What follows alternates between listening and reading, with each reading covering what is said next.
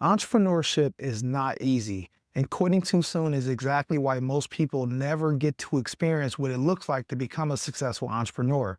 Every single entrepreneur out there has experienced hardship. And if you're saying right now, this is not easy, I am ready to quit, you're not alone. In fact, there's so many other people who are just like you.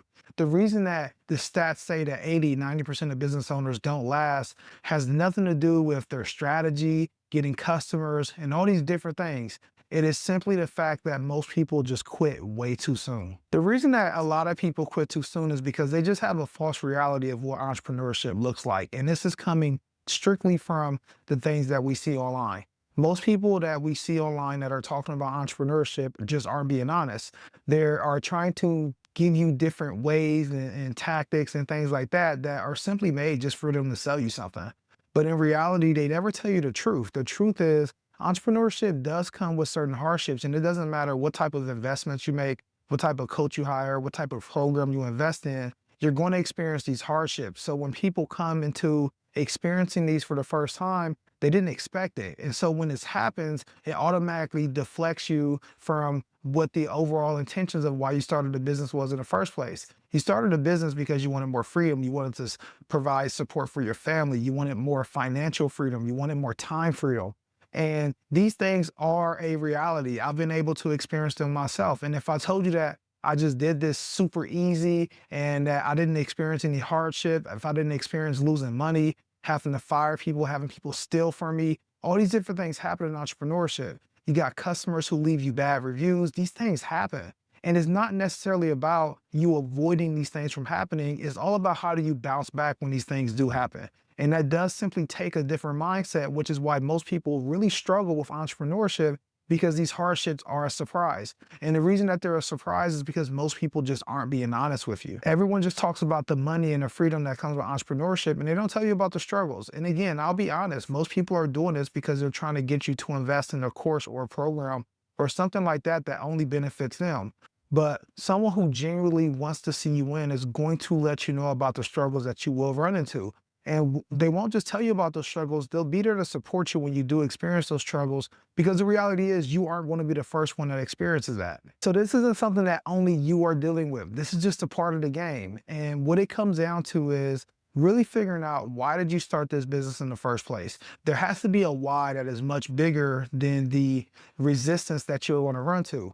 And another mistake is most people mistake resistance for failure. They assume that just because I run into this one hardship, I had this one thing happen to me, or I had multiple things happen to me, that my business has failed. But that's not the truth. Your business only fails when you say that I am no longer interested in pursuing this, and you stop doing the things that you started to do to start this in the first place. When you give up, that is when your business fails. Other than that, you still have the opportunity to keep going, but it does take a certain mindset and an understanding of what it takes to really become a business owner. Most people mistake resistance with failure. And the reason that most people run into that is because in school, we were taught that if you fail, if you don't get a good grade, if you get an F, that you automatically fail the entire class. But in entrepreneurship and in life, it doesn't work that way.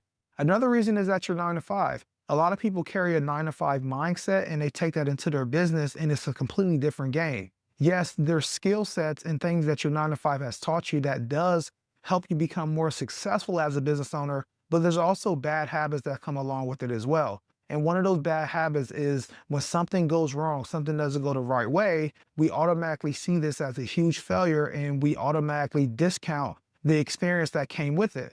But as an entrepreneur, we have to learn, how do we take those experiences, those moments where we face those resistance, those moments that feel like we have failed, how do we take those moments and we turn that into a lesson that we can apply for the future? So that way, when we run across it again, we're now a better person.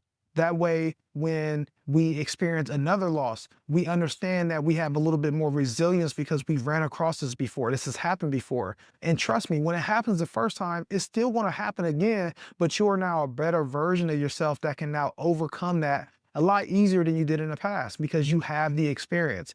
And so resistance and failure, they're very close. It's a very thin line between it. But you have to understand that the difference between resistance and failure is that failure is a choice. Resistance is something that naturally happens as we build a business. Now, another reason that most entrepreneurs will struggle more than what they really have to is because they are constantly chasing new strategies and always changing their ideas. Now, remember we said resistance and failure, right? When we talked about that, we're always going to come across resistance. But what most entrepreneurs do is when they come across resistance, they switch ideas, they switch the game plan, they switch their strategy 100%. And they never take those lessons and apply them to the experience that they're dealing with now. So that means that they never get better on the current strategy that they're working on. Most entrepreneurs, they struggle because they have this thing called shiny object syndrome. When something comes and it seems like it's a good idea, most entrepreneurs will try to pursue that idea even though they are currently working on the idea that they're still working on. And it doesn't come with completely changing your business. A lot of us will change the strategy within our current business. For example, if I'm running a marketing strategy and that thing isn't working, like I don't see the results coming from it yet, instead of saying, hey, I need to completely switch my strategy and start all the way over, what you need to do is say, hey, why did this go wrong? What lessons can I capture that can make this marketing campaign better this time around versus the last one? But most people never get to experience that growth because they simply just switch ideas when it comes time to facing that resistance when things aren't going the right way. And when you switch strategies, when you create something new, you have to completely restart. And that crushes all your momentum and all of your progress. You have to learn how to take what is not working, take those lessons and apply it so that way you can start building something that will start working. But it does take reps. It does take frustrations. It does take doing the things that we don't want to do. But switching ideas is not going to be the way to go. We have to stay consistent and continue to go down that path, and we have to make it work. The last reason that I want to cover why most entrepreneurs really struggle is because it's not because they are starting to lose momentum and they're starting to see things go really bad. They start to get bored with their business. So what that means is when they do start hitting some level of success, it starts to feel a little boring and you start trying to find the next problem that you have to solve because most entrepreneurs, they do have this problem solving interest, right? They have this willingness to go above and beyond to find new problems. The thing is, that's what made us an entrepreneur in the first place is because we do have that. But that can also become something that counters our productivity. Because a lot of us, we get bored and we say, oh, this has gotten boring. Let me go find something else to add some excitement. And it's kind of like a bad relationship, right? It's like if you're someone that's used to being in a bad relationship and you finally come across a relationship that's good, it's good for your spirit, it's good for your mental. And then you start to say like, oh, it's starting to get a little boring. Let me go pick an argument. Or, you know what, this person might not be for me because it doesn't have any spice. When in reality, like those type of things aren't things that we should get used to. We shouldn't go looking for problems. And that's what most of us do as entrepreneurs because we find out that we get bored. But trust me, success as an entrepreneur comes with getting really good at doing the same thing over and over and over again. The reason that most businesses cannot scale is because they try to find these custom things that have to do different every single time. But imagine you being able to delegate because you're doing the same thing over and over and over again. So that way, when you bring someone in, it's easy to hand them over that process because most entrepreneurs struggle because they hold on to everything and they can't delegate. You got to make your business boring. The more boring it is, the easier it is to delegate to someone else. And that way you can focus on the things that are more strategic, the things that actually light a fire inside of you. You get to focus on those things, but you can't do it if you never figure out how to systemize and structure the things to be boring. So look for your business to be boring that actually tells you that you're going the right direction. Most people self-sabotage their business though because it gets boring and they try to find the new adventure that they need to follow, which goes back to the other reason that we mentioned. Most people struggle with their business because they change strategies. They're changing things over and over again. They can't stay consistent and that will always kill your progress. Now, another point that I want to cover is you have to understand that entrepreneurship is not a race. And even though we see these things online where people are telling you, oh, go make $10,000 over a weekend, go make $1 million in a few months. And even though we see these things, it really messes up our mindset about what business truly looks like. When it comes to building a real business, there are going to be struggles and it is going to take time to build it if you're building something that is real. You are supposed to face this resistance. You are supposed to have these struggles. It's a part of the game. But what does it look like for you not to be deflected because you're seeing people buy Lamborghinis online? What does it look like to not be deflected because you're seeing people go take these trips and these travels and all these different things, not understanding that they're not even being truthful about what is really happening in their business. Most of those people are actually leveraging debt to be able to do those things to sell you something. And that's not what this is about, family. If you want to build something that is real, that is sustainable, that can be passed down for generations and generations, it is going to take time. And again, it's not a race. There's no huge rush to build this business to be super extravagant, to be millions and millions of dollars. Like, it takes time to get your business to that point. And when you do it the right way and you do it without trying to take any shortcuts, right? Without really trying to skip any parts of the process, it makes it something that you can just simply be more proud of. And it's going to be something that's going to actually last. Now, let's talk about the things that you need to start doing to actually help you overcome this doubt and overcome the fact that you may have failed in the past. I might be talking to someone who's already failed and they're like, yo, I want to get back in the game. I might be talking to someone who's on the brink of failure. And I want to give you the action task that you can actually take today that's going to help you get back on that path, catch that momentum, and start to build your business back up the way that you deserve for it to be.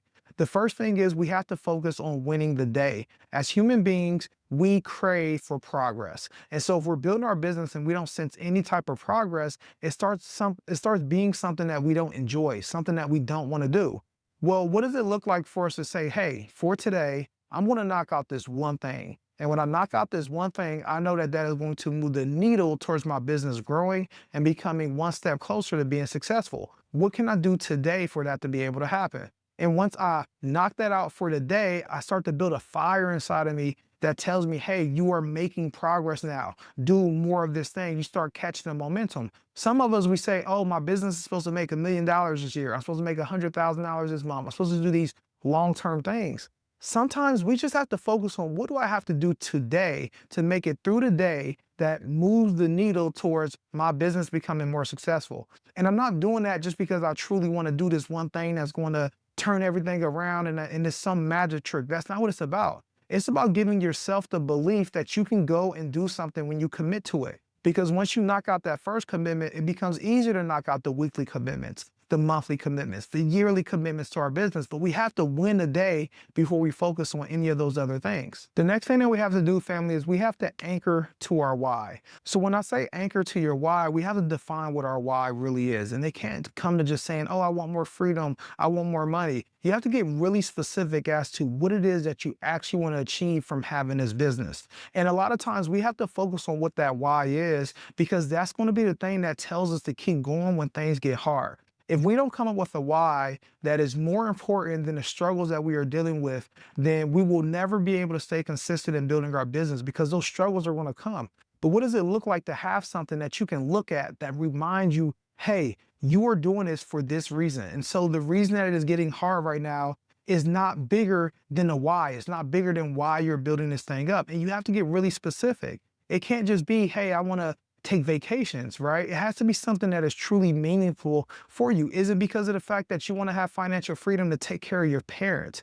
Is it the fact to have financial freedom that says, I want to be able to take my kids across the world so they can have experiences that I never got to experience when I was growing up? Is it because I understand that building this business is going to allow my family to get a step ahead because I can leave money behind from my business?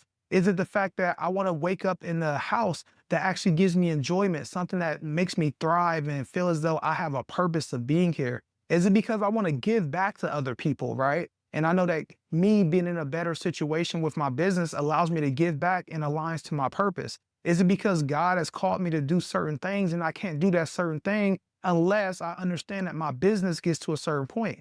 What does your why look like? And once you figure out what that why is and you get really, really specific as to what that why is, it needs to be placed in front of you every single day. My suggestion is to make it your phone cover. We use our phone every single day. And so if I have my phone cover be something that reminds me of my why, that's going to be any and everything that I need to get over any type of hardship, any type of struggle that I start to face in my business. And again, my business is going to have struggles. I'm going to face this resistance, but I have to have something that allows me to keep going, to get over it when it does come, and have the mindset and the belief that I can actually bring this to life. When they say entrepreneurs are crazy, the reason that they're saying they're crazy is because they simply just don't give up. Any extremely successful entrepreneur just found a way to keep going when things got tough. And that is what you have to do. And the only way that you can do that is by identifying what is my why? What is the reason that I am going to keep going when I do start to face these struggles? And then the last step, family, that is super, super important is going to be for you to invest in yourself. The reality is no one should go on this path blind. No one should look for trying to figure out things all the way by themselves. If your dreams, if your vision only has you included with it, that means that it's just not big enough. And so you want to invest in yourself. You want to get a mentor or a coach, someone that has the obligation to serve you. And what I mean by that is a lot of us will run across people who are successful that we look up to and we say, hey, can you be my mentor? You can have those people as your mentor. I think that those people are just as important as the other people. But I do believe that you need to have someone who has an obligation to serve you. And the only way that's going to happen is by paying them. And again, vet your people out. If someone is like super flashy and doing all these things, there's a chance that you could be being lied to. So just be smart about it when it comes to your investments. But the reality is you aren't the expert in everything. There's no way for you to build this business completely by yourself. You do have to get support. And you do have to come across community. And that's why investing in myself has been one of the best things I've done. I've invested $30,000 into masterminds and mentorships because guess what? I got surrounded by other people who also made that investment, who had a similar mindset that I did. And I didn't have the money up front for it, but I did anything and everything that I could to go get it because I understood how powerful this was. Investing in yourself is just one of those struggles that you have to deal with as an entrepreneur. Figuring out how can I go get the money to make this investment. And investing in yourself doesn't have to be a mentor or coach. It could be for services that can come in and help your business. It could be for you getting access to information that you never had in the past. It could be going to events and showing up. It could be so many different things that you can invest in, but you have to invest in yourself. Where you put your time and where you put your money speaks for where you actually want to take your life. And so family, I'm going to leave it with that. If you enjoyed this video, make sure you like and subscribe and make sure you stay tuned for any of the other videos that we're going to be dropping. We're going to drop more content just like this because I think this is more powerful and just as beneficial as, you know, a lot of the strategies and things that we give away. We have a ton of videos that give away a lot of game, a lot of gems that can help you grow your business. Make sure you share this with someone else. Someone else this can be extremely useful for, and these could be the words that they need to see. I woke up this morning and said, this is the message that I want to give to you today. So family, let's stay locked in. Let's keep going when it gets tough.